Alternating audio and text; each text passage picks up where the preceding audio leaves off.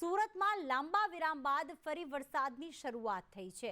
શહેરના અનેક વિસ્તારો એવા છે કે જ્યાં વરસાદ વરસી રહ્યો છે, જેમાં આઠવા લાઇન્સ છે, રિંગ રોડ છે, ભટાર વિસ્તાર છે કે જ્યાં હાલમાં વરસાદ વરસી રહ્યો છે, તો પાર્લે પોઈન્ટ વિસ્તારમાં પણ વરસાદ વરસી રહ્યો છે।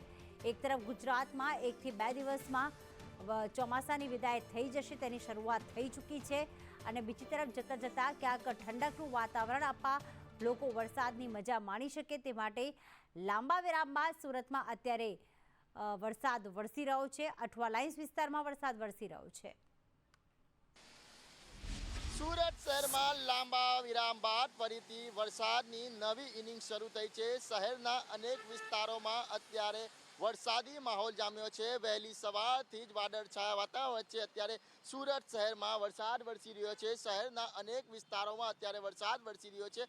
અત્યારે આપણે અઠવા લાઇન્સ વિસ્તારમાં ઊભા છે, જ્યાં ગાડી છેલ્લા અડધો કલાકથી વરસાદની ઇનિંગ શરૂ થઈ છે। જે પ્રમાણે વરસાદે વિરામ લીધો હતો ત્યારે જે કહેવાય કે ભારે ગરમી અને બફારો થઈ રહ્યો હતો, ત્યારે હવે વરસાદ શરૂ થતાં વાતાવરણમાં ક્યાંક ને ક્યાંક ઠંડક પસરી છે। જે પ્રમાણે સુરત શહેરમાં અત્યારે વરસાદની ઇનિંગ શરૂ થઈ છે, જે ત્યારે કહેવાય કે શહેરીજનોને ક્યાંક ને ક્યાંક આ વરસાદથી રાહત મળશે। હવામાન વિભાગ તરફથી જે આગાહી કરવામાં આવી હતી કે વરસાદની નવી ઇનિંગ શરૂ થશે, ત્યારે સુરત શહેરમાં ફરીથી વરસાદની નવી ઇનિંગ શરૂ થઈ ગઈ છે।